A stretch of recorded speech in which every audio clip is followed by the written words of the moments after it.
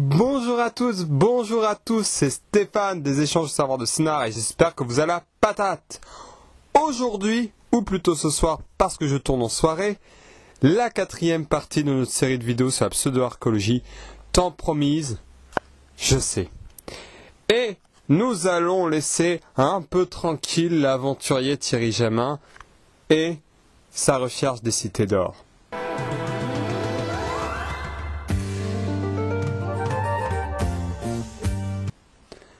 Oui, on va le laisser tranquille pour étudier d'autres cas de pseudo-archéologues qui sont un peu plus liés, de manière plus évidente en tout cas, à une idéologie politique que M. Jamin.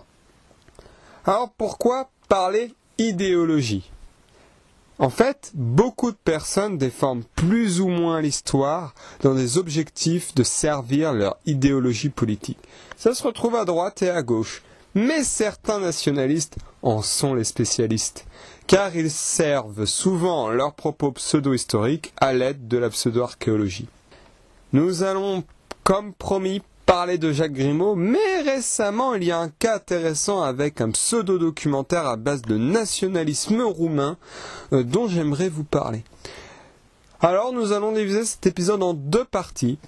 Une première sur la pseudo-archéologie roumaine, puis en deuxième partie, on va parler des pyramides. Donc, première partie, un cas de pseudo-archéologie nationaliste, Dayman et les DAS.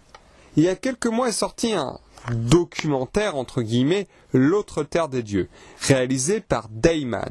Ce film propose de nous intéresser aux DAS. Ce qui m'oblige, chers amis, à répondre à cette question. Qui sont les DAS ? Il s'agit d'un peuple de l'Antiquité qui vivait en Transylvanie, donc sur des terres situées aujourd'hui en Roumanie. Il existe également un autre peuple dans l'Antiquité qui vivait dans l'actuelle Roumanie, ce sont les Thraces. Vous les connaissez peut-être grâce à Astérix. Donc c'est un peuple sédentaire, les DAS, qui faisait des échanges commerciaux avec les Grecs qui n'étaient pas très loin. Puis la région a connu l'influence de l'Empire romain. Donc dans son documentaire, Dayman m'a interviewé des intervenants et on peut voir un homme qui a été identifié comme étant un nationaliste roumain. On peut entendre que les DAS utilisaient l'écriture, contrairement à ce que prétendent les archéologues. Et il y a un truc un peu étrange dans cette vidéo. Le film dit que les DAS, donc, n'étaient pas stupides. Mais on n'a jamais dit que les DAS étaient stupides. Les peuples de tradition orale n'étaient pas plus stupides que ceux de tradition écrite. Il faut s'enlever ça de la tête. Et d'ailleurs, à l'époque, la plupart des peuples avaient une tradition orale, y compris les tribus réunies sous l'étiquette de Gaulois. Donc les DAS échangeaient avec d'autres peuples. Cela signifiait qu'ils n'étaient pas des brutes isolés. C'était des gens, ils avaient leur village, ils faisaient du commerce, il n'y avait pas de souci.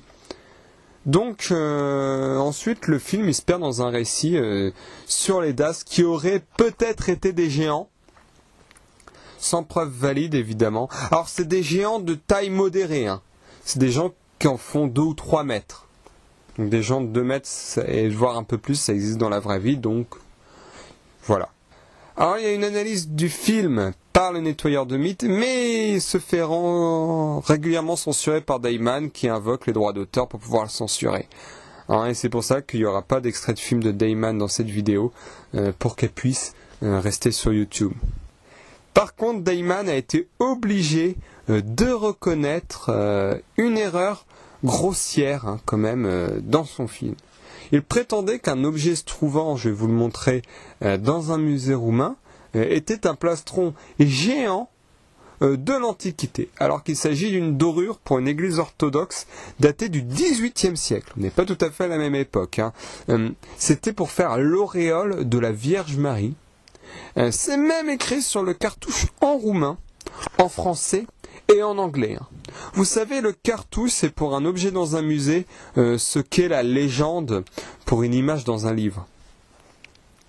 Alors, pourquoi les nationalistes roumains veulent croire en ces histoires ? En fait, c'est une habitude de se dire, si les gens qui ont vécu là dans le passé sont extraordinaires, ça veut dire que notre pays est formidable. Mais ce raisonnement ne va pas du tout. Les Roumains d'aujourd'hui ne sont pas les Daces d'hier.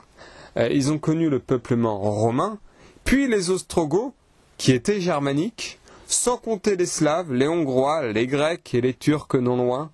Même les Normands et les Mongols se sont approchés de la région durant le Moyen-Âge.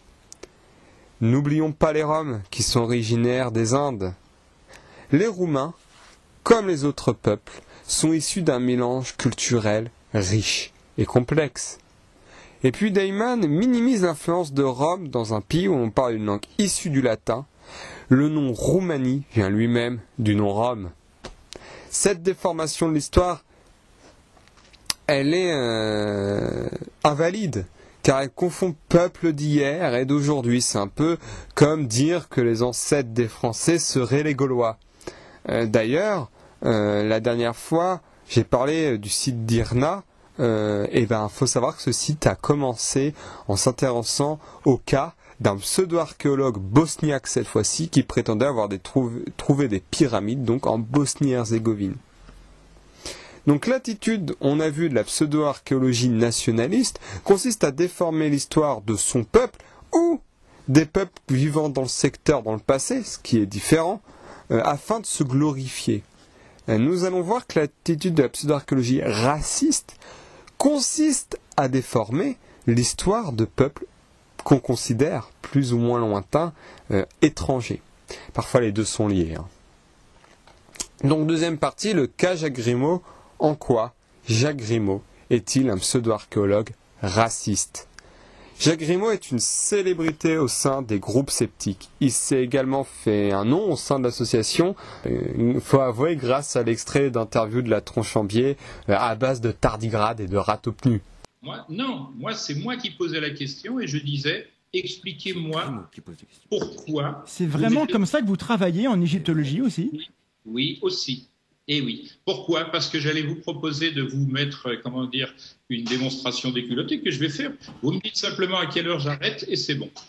Il est assez connu du grand public car son film La Révélation des Pyramides est passé sur RMC Découverte. Il a fait l'objet de nombreux débunkages. Gollum Illuminati étant mort encore une fois, ont produit un bon travail sur la Révélation des Pyramides. D'ailleurs, récemment, un membre de l'association m'a confié avoir vu le film et y avoir décelé de nombreuses erreurs. Et c'est un autodidacte, il est pas archéologue au départ, il est juste passionné d'archéologie.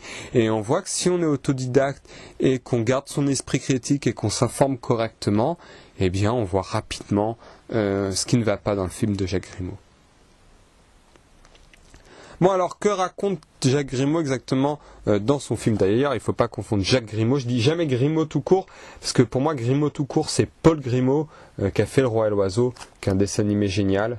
Donc bref, Jacques prétend que les pyramides n'ont pas été construites par les Égyptiens, mais par une civilisation ancienne.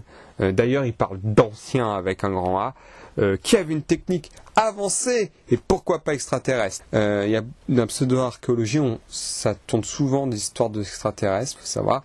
Donc pour tenter de démontrer que les anciens ont construit les pyramides, en fait, celles que Jacques Grimaud considère comme vraies, parce que pour Jacques Grimaud, il y a des vraies et des fausses pyramides en Égypte, il relie les pyramides de Gizeh, qui sont donc des vraies, avec l'île de Pâques et ses fameuses statues. Pour tracer une ligne autour de la Terre, donc qui passe par l'île de Pâques et la grande pyramide de Gizeh, qu'il appelle l'équateur penché.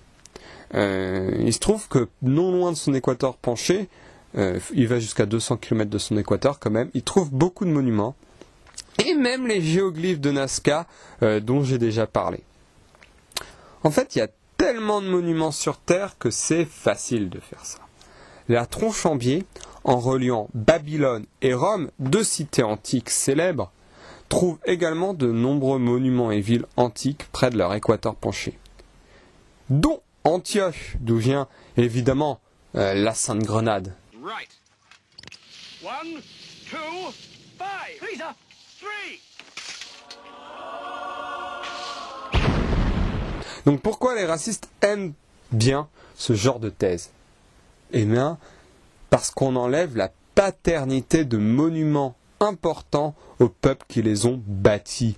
On enlève aux Égyptiens la paternité des pyramides. On enlève aux peuples natifs d'Amérique la paternité de leurs monuments. Et ainsi de suite. Les racistes occidentaux ne veulent pas croire que certains peuples aient réalisé de telles œuvres architecturales. D'ailleurs, et on trouve encore la confusion peuple d'avant et peuple d'aujourd'hui. Il y a une totale confusion entre l'Égypte antique et l'Égypte d'aujourd'hui, qui a pourtant connu l'influence arabe entre-temps. Il y a toujours cette confusion-là, c'est important de le rappeler. Donc d'ailleurs, le livre que Jacques Grimaud a promis longtemps et qu'il a enfin publié, qui s'appelle également La révélation des pyramides, ce livre a été conseillé par Jean-Marie Le Pen. D'ailleurs, Grimaud n'hésite pas à dire que Jean-Marie Le Pen est éclectique, ouvert et intègre. Bah dis donc, ça se débat, c'est moins qu'on puisse dire. Bon, on voit bien que l'envie de priver les peuples passés ou présents, qu'ils confondent souvent, comme j'ai dit, de la propriété de leurs monuments, anime ce genre de pseudo-archéologues à cause de leurs préjugés racistes. Hein. Et d'ailleurs, si j'ose un point Godwin, les nazis faisaient la promotion du mythe de l'Atlantide. Ils voulaient croire en l'Atlantide, ils voulaient chercher l'Atlantide. Et ça, c'est important hein, de voir. Comme ça, les Atlantes, c'était les anciens, et ils auraient construit les monuments que les sous-races, dans leur idéologie nazie, n'auraient pas pu construire. Et donc si je monétisais les vidéos sur cette chaîne, cette vidéo serait, vu les mots que je viens de prononcer, incompatible évidemment avec les publicitaires. Donc on a vu deux postures idéologiques, plutôt très à droite, on va pas se mentir. Donc il y a l'envie de promouvoir un peuple, nationalisme, ou d'en dénigrer d'autres, qui vient du racisme. Et ça c'est très présent chez beaucoup de pseudo-archéologues. Bon, pas chez Mario le Hackero, lui c'est juste l'argent qui l'intéresse. Hein, parfois c'est ça aussi, hein, pour vous rappeler les épisodes. Si vous voulez savoir qui est Mario le Hackero, il faut voir les 2 épisodes précédents. Donc voilà, normalement, c'était la dernière partie du point zététique numéro 6 sur la pseudo-archéologie. Et je dois vous avouer, chers amis, que m'être plongé dans l'archéologie m'a beaucoup plu. C'est vraiment passionnant. Hein. Je vais continuer à suivre le sujet. Et pourquoi pas, s'il y a des choses un peu différentes de ce dont on a parlé, en parler dans d'autres points zététiques sur la pseudo-archéologie. Donc là-dessus, je vous dis à tous, portez-vous bien. Vous pouvez bien sûr aimer, partager cette vidéo, ainsi que vous abonner à la chaîne. D'ailleurs, on a ouvert un Tipeee à 130 abonnés, ça veut rien dire, hein, on ne touchera quasiment pas d'argent, mais c'est pour les personnes qui sont loin de l'association, qui n'habitent pas près de l'association et qui voudraient faire des dons à l'association, elles peuvent passer par Tipeee. Ça servira à améliorer la qualité des vidéos sur la chaîne. Voilà. Et ça, hein, c'est selon vos moyens et vos envies, évidemment. Donc je vous dis à tous, à toutes et à tous, à plus pour une prochaine vidéo.